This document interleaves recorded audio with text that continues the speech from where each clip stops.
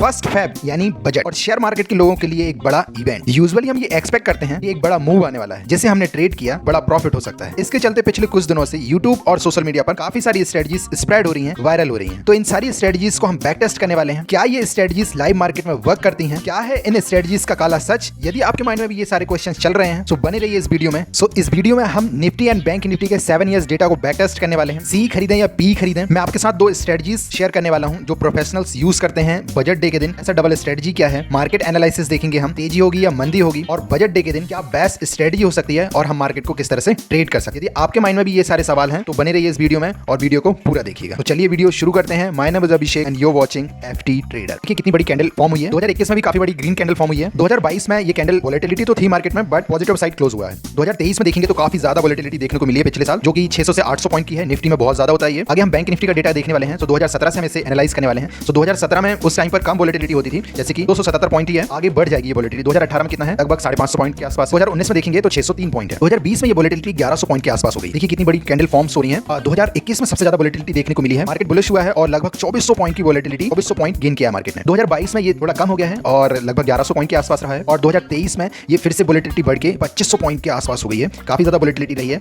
सो इस बिहाफ में लोग इस तरह से ही प्रेडिक्ट कर रहे हैं कि इस बार भी वोलेटिलिटी काफी ज्यादा हो सकती है। हम आगे एनालाइज करने वाले हैं और डिस्कस करके मैं आपको बताऊंगा कि किस तरह की वोलेटिलिटी हो सकती है और कितने पॉइंट्स मार्केट मूव कर सकता है। सो बने रहिए वीडियो में। अब देखिए सी खरीदना या पी खरीदना है, बहुत सारी स्ट्रेटजीज स्प्रेड हो रही है मार्केट में। सो पहले तो मैं आपको बताऊं कि ये होता क्या है, सी पी क्यों खरीदते हैं लोग या बेचते क्यों हैं, पहले हमें ये समझना है। सो स्ट्रेडल और स्ट्रेंगल एक स्ट्रेटजी होती है। सो सबसे पहले हम यही समझ लेते हैं। देखिए सबसे पहले हम स्ट्रेडल की बात करते हैं। स्ट्रेडल मींस होता है, आप सिंपल, मैं आपको बिल्कुल ईजी लैंग्वेज में बताने वाला हूं। यदि आपको इसे डिटेल में समझना है तो मुझे कमेंट करके बताइए, मैं इस पर एक सेपरेट वीडियो आप लोगों के लिए बना दूंगा। तो सबसे पहले स्ट्रेडल समझते हैं। एटीएम प्राइस, देखिए जो एटीएम होता है, एटीएम को आपको सी और पी को शॉर्ट करना है। सबसे पहले हम सेलर की नजर से देखने वाले हैं। तो शॉर्ट करेंगे सो ये स्ट्रेडल कहलाएगा। यदि हम निफ्टी के डेटा को एनालाइज करें तो 2020 से काफी ज्यादा वोलेटिलिटी देखने को मिली है मार्केट में। एटीएम सी और पी को हमने शॉर्ट कर दिया, सेल कर दिया, सो ये स्ट्रेडल हो गया। आई होप समझ गए होंगे आप लोग। स्ट्रेंगल को हम डिस्कस करेंगे। सो स्ट्रेंगल जो होता है इसमें सिंपल है, ओटीएम प्राइस को हमें सेल करना है। So out of the money जो ओटीएम प्राइस होते हैं उन्हें हमें सेल करना है और ये सिंपल सा स्ट्रेंगल हो जाएगा। जो स्ट्रेडल है इसमें ट्रेडर क्या चाहता है कि मार्केट यहां से निकले, फ्लक्चुएट हो, मूव करे, वोलेटिलिटी हो, यहीं कहीं आके मार्केट क्लोज हो जाए। सो सबसे ज्यादा प्रॉफिट एटीएम जिन्होंने सेल किया है, मींस जिन्होंने स्ट्रेडल बनाया है, इन लोगों को सबसे ज्यादा प्रॉफिट होता है क्योंकि इसमें प्रीमियम भी सबसे ज्यादा होते हैं। नेक्स्ट स्ट्रेटजी है आपकी स्ट्रेंगल। यदि आप स्ट्रेंगल बनाते हैं तो ओटीएम प्राइस होता है और ओटीएम में आपको काफी सारा स्पेस मिल जाता है, मार्केट काफी ज्यादा फ्लक्चुएट भी होगा, सो आपका ज्यादा बड़ा लॉस नहीं होगा। सो इसमें मार्केट यहां से कहीं पर भी मार्केट यदि क्लोज होता है सो ये पूरा प्रीमियम आपको मिल जाएगा एक्सपायरी के दिन। एक्सपायरी के दिन बिल्कुल जीरो हो जाता है। ओके, सो ये है स्ट्रेंगल और स्ट्रेडल। आई होप आपको समझ में आ गया होगा। यदि नहीं आया तो मुझे कमेंट करके बता सकते हैं। एक बार और हम समझ लेते हैं कि स्ट्रेडल को देखते हैं तो शॉर्ट स्ट्रेडल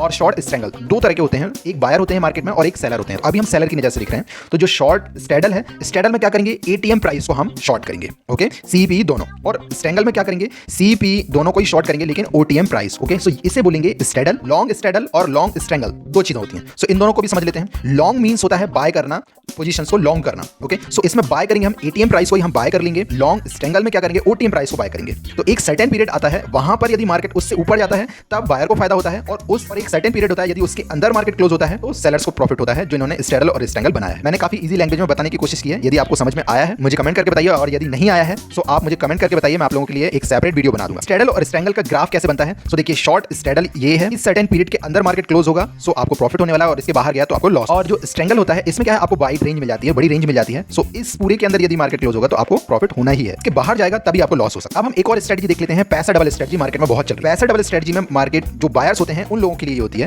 सिर्फ ये लोग लॉन्ग ही करते हैं, इनके माइंड में बाय करना ही होता है। सो जब आप लॉन्ग करेंगे, लॉन्ग स्ट्रेडल बनाएंगे, मींस आप एटीएम को बाय कर लेंगे, राइट, कॉल और पुट दोनों को ही बाय कर लेंगे। और इन लोगों के माइंड में ये चलता है कि यदि मार्केट बुलिश होता है सो आपको सी प्रॉफिट देगा और पीई डिके हो जाएगा, प्रीमियम बिल्कुल जीरो हो जाएगा, क्योंकि बजट डे के दिन काफी बड़ा मोमेंट आता है। आप लोगों ने जैसे देखा 2000 पॉइंट, 1500 पॉइंट, 1000 पॉइंट, तरह का यदि मोमेंटम आएगा सो जो लॉन्ग स्ट्रेडल बनाते हैं इन लोगों को बेनिफिट हो सकता है, बिल्कुल होता है। एंड स्ट्रेंगल जो होता है इसमें क्या करते हैं, एक सर्टेन पीरियड के बाद यदि मार्केट और ऊपर मूव करता है तब इन लोगों को प्रॉफिट होता है, सी और पी, क्योंकि इनका प्रीमियम भी कम होता है। इस तरह के स्ट्रेटजी ये लोग बनाते हैं। इसका ग्राफ आपको इस तरह से मिलेगा, जैसे कि यदि इसके अंदर क्लोज होता है सो इन लोगों के सारे प्रीमियम जीरो हो जाएंगे एक्सपायरी के दिन, और यदि इससे जैसे ही बाहर निकलता है तो इन लोगों का काफी प्रॉफिट होता है। जैसे कि सेम ही है, अपोजिट है सेलर्स और बायर्स के लिए। सेलर्स यदि इसके अंदर यदि मार्केट क्लोज होगा तो उन लोगों को प्रॉफिट होगा, और इसके बाहर जाएगा तो बायर्स को प्रॉफिट होगा। सिंपल है। सबसे पहले हम 2-3 चीजें डिस्कस कर लेते हैं, उसके बाद हम मार्केट एनालिसिस देखेंगे और बेस्ट स्ट्रेटजी क्या हो सकती है बजट डे के लिए वो देखेंगे। कि जो न्यू ट्रेडर्स है, पहले मैं उनसे बात करना चाहता हूं। न्यू ट्रेडर्स जिन्होंने बजट डे एक आधी बजट देखा है या फिर ये फर्स्ट बजट है, आप कम कैपिटल के साथ कल ट्रेड करिएगा और देखिए कि बजट डे पे कितनी वोलेटिलिटी होती है, आप कितना पैसा बना सकते हैं, कितना लूज कर सकते हैं, और उतना ही ट्रेड लीजिएगा। ज्यादा ट्रेड करने की कोशिश मत करिएगा, आप कम से कम ट्रेड करिए, ज्यादा से ज्यादा आप 3-4 ट्रेड कर सकते हैं बस। इसके बाद यदि प्रॉफिट होता है तो ठीक, नहीं होता है तो भी ठीक, क्योंकि बजट डे के दिन एक कैंडल 200 पॉइंट की बनती है, फिर 150 पॉइंट नीचे आ जाता है, फिर 200 पॉइंट बनता है, इस तरह तरह से वोलेटिलिटी होती है, जो कि आपको एक बार ऑब्जर्व करना पड़ेगा, समझना पड़ेगा, फिर आप ट्रेड करेंगे तो ज्यादा बेटर होगा। इंडियन ट्रेडर्स तो ट्रेड कर सकते हैं, जिन्हें 2-3 साल हो गए हैं वो इजीली समझते हैं बजट डे पे कितनी वोलेटिलिटी होती है, और उन लोगों के लिए भी यही है कि आप कम से कम कैपिटल के साथ ट्रेड करिए। 9:15 को मार्केट ओपन होता है, 10 बजे के आसपास बजट स्टार्ट होता है। सो इस टाइम के बीच में आप कुछ जो भी ट्रेड कर रहे हैं उन्हें आप 10 बजे के आसपास स्क्वायर ऑफ करिए। 10 से 12 बजे के बीच में आप देखिए किस तरह से बजट अनाउंस होता है, क्या स्टेटमेंट्स आते हैं, क्योंकि हर स्टेटमेंट में मार्केट रिएक्ट करता है। हर एक स्टेटमेंट यदि मार्केट को अच्छा लगता है सो मार्केट 200 पॉइंट ऊपर जाता है, और सेकंड स्टेटमेंट यदि ठीक नहीं लगता है तो मार्केट 150 पॉइंट नीचे भी आ जाता है। इस तरह की वोलेटिलिटी होती है, इसे आप समझिए और फिर ट्रेड करिए। आप यदि ट्रेड करने वाले हैं तो आप समझिए इसे मार्केट को कि मार्केट किस तरह से मूव कर। और जो लोग स्कैल्पिंग करते हैं, स्कैल्पिंग को अवॉइड करिए। अभी आप कुछ दिनों से कि मार्केट रेड कैंडल बना रहा है, फिर ग्रीन बना रहा है, फिर रेड बना रहा है, फिर ग्रीन बना रहा है, फिर रेड बना रहा है, फिर ग्रीन बना रहा है, फिर रेड बनाइए, फिर ग्रीन बनाइए, फिर रेड बनाइए, फिर अभी ग्रीन बनाइए और फिर बुलिश कैंडल बनाइए इसने। सो इस तरह से मार्केट रिएक्ट कर रहा है और आपको यही समझना है कि अब नेक्स्ट डे अब क्या हो सकता है, अब हमें यही देखना है। अभी हम मार्केट को नेगेटिव तो नहीं समझ सकते हैं, सो अभी हम पॉजिटिव इसे कंसीडर करने वाले हैं। सो मार्केट में क्या हो सकता है बजट डे के दिन, यदि बजट अच्छा रहा तो मार्केट बुलिश साइड काफी 1000 से 1500 2000 पॉइंट भी रिएक्ट कर सकता है। तो अब हम मार्केट एनालिसिस देख लेते हैं।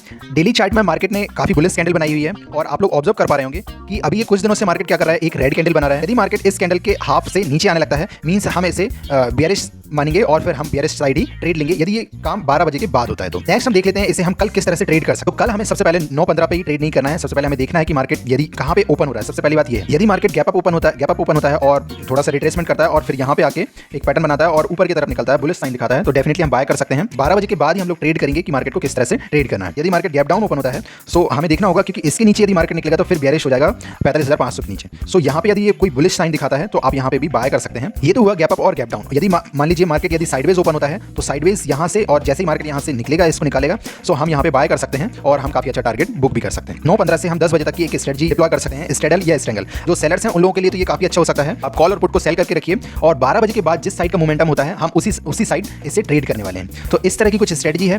देखिए सेलर्स जो हैं उन लोगों के लिए क्योंकि डिके काफी होगा, जैसे ही वोलेटिलिटी मिलेगी हमें सो उस टाइम पे प्रीमियम काफी डिके होने वाले हैं। और जो बायर्स हैं लॉन्ग स्ट्रेडल और लॉन्ग स्ट्रेंगल सोचा हुआ है, वो लोग 9:15 को स्ट्रेटजीज को डिप्लॉय ना करें। जो बायर्स हैं 9:15 के आसपास जो प्रीमियम होंगे वो काफी ज्यादा होंगे और लगभग 12 बजे तक ये प्रीमियम इतने ही होंगे। लेकिन 12 बजे के बाद जब प्रीमियम डिके हो जाएंगे, कम हो जाएंगे, तब आप इन्हें बाय करेंगे, तब आपका प्रॉफिट ज्यादा बन सकता है। क्योंकि 12 बजे तक जो सेलर्स का डे होने वाला है, क्योंकि सेलर्स सेल करके रखेंगे और जब तक वोलेटिलिटी रहेगी मार्केट में तब तक सेलर्स ही पैसे कमाने वाले हैं। सो बायर्स सिर्फ लूज करेंगे। तो बायर्स जो भी हैं वो लगभग 12 साढ़े 12 बजे के बाद, आप एग्जैक्ट टाइम नहीं बता रहा हूं, बट 12 साढ़े 12 बजे के बाद आप यदि कोई स्ट्रेटजी डिप्लॉय करते हैं, बाय करते हैं, तब आपका प्रॉफिट हो सकता है। सो सिंपल सा यही है। मार्केट यदि साइडवेज ओपन होता है सो जो सेलर्स हैं वो एक स्ट्रेडल या स्ट्रेंगल बना सकते हैं। 12 बजे तक आप वेट कर सकते हैं। यदि ये यहां से ब्रेकआउट नहीं करता है तो 12 बजे के आसपास आप लोगों को इसे स्क्वायर ऑफ कर देना चाहिए, कि 12 बजे के बाद जब लोग स्क्वायर ऑफ करेंगे पोजीशंस तब बायर्स पोजीशंस बना सकते हैं, क्योंकि तब तक डिके काफी ज्यादा हो चुका होगा।